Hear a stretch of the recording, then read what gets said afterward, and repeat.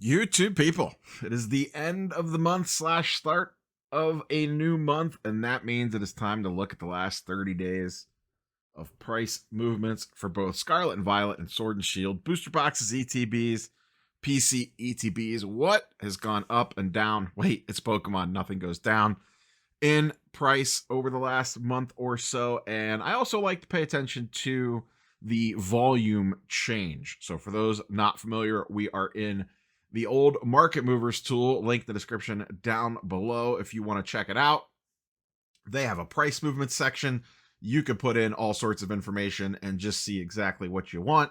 This pulls sales data from eBay, among other places. No TCG player data, but they generally mirror fairly close to one another. It gives us a good overall idea, but presents the data in a much cleaner way to look at compared to TCG player.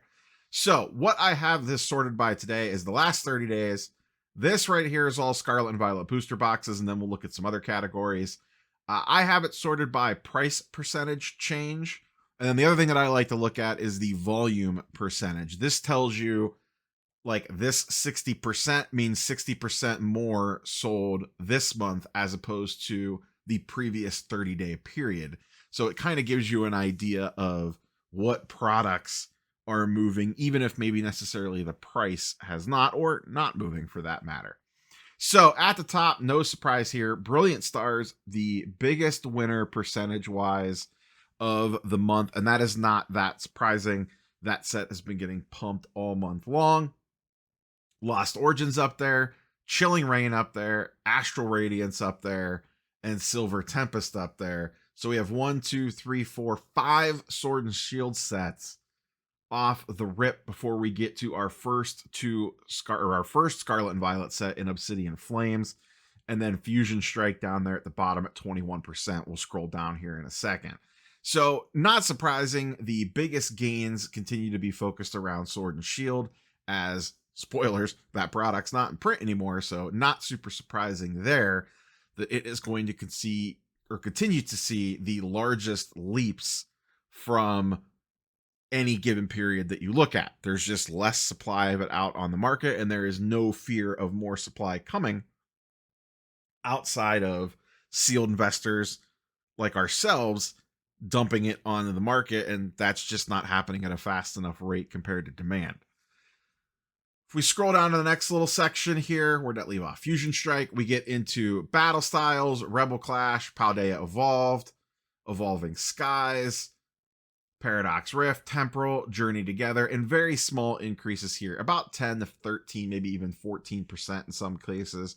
And to be honest, that's actually pretty normal. That's where in any other normal time, that would be a very good month. A 10% increase in a 30-day period would be a great month for Pokemon Sealed, but not in the current world that we live in.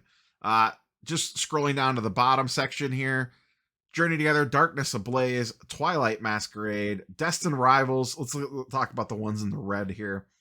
Destined Rivals basically flat. Stellar Crown basically flat. Surging essentially flat, seeing a pretty big reprint on the ETB side of things. And then Vivid Voltage down a little bit. This one's been bouncing around between 225 and like 240 any given day.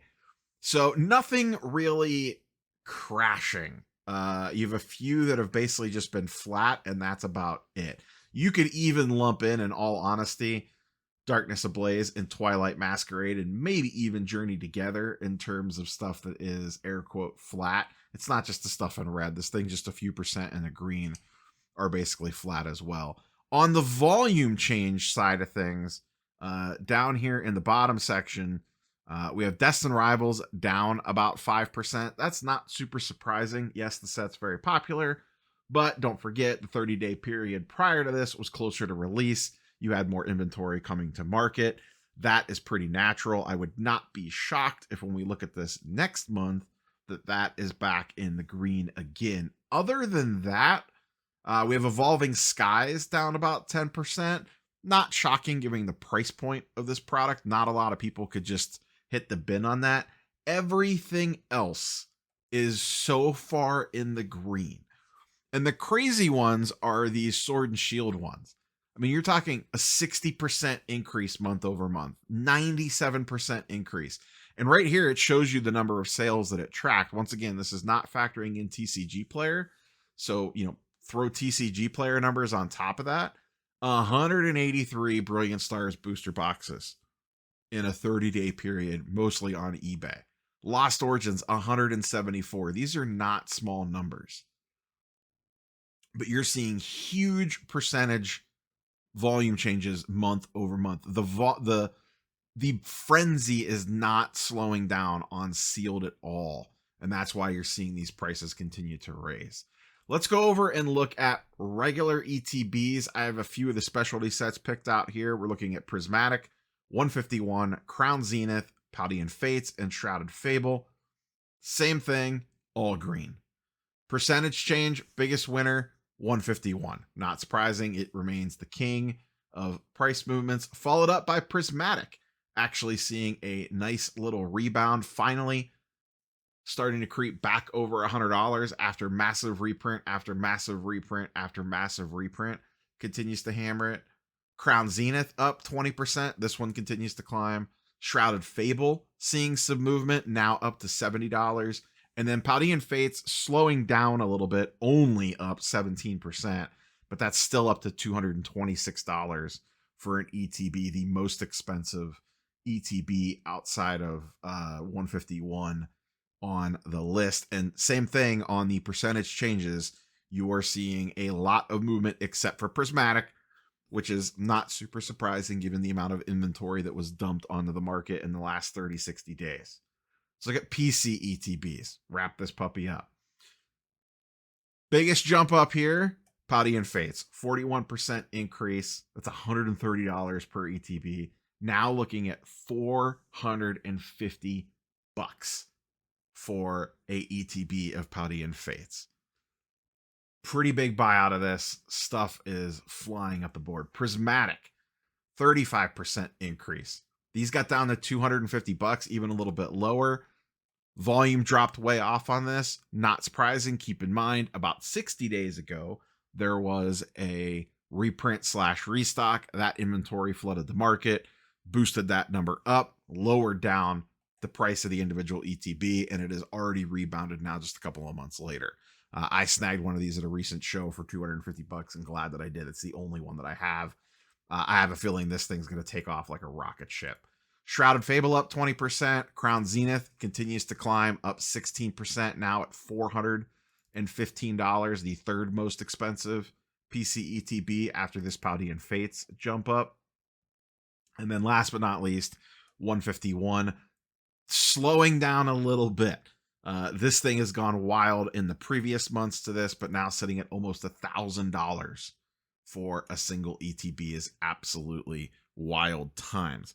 Now, I don't have it pulled up here, but one of the other things that we are seeing across the board in regards to PC ETBs, a lot of the promos have really been flying up, especially in PSA 10, the ones that are a little bit harder to grade. Those things have been shooting up the board left, right, and center, and it is driving some of the numbers on the sealed side of things. So if you're a singles person, I'm really not. It's not something I pay super close attention to. I dabble on occasion.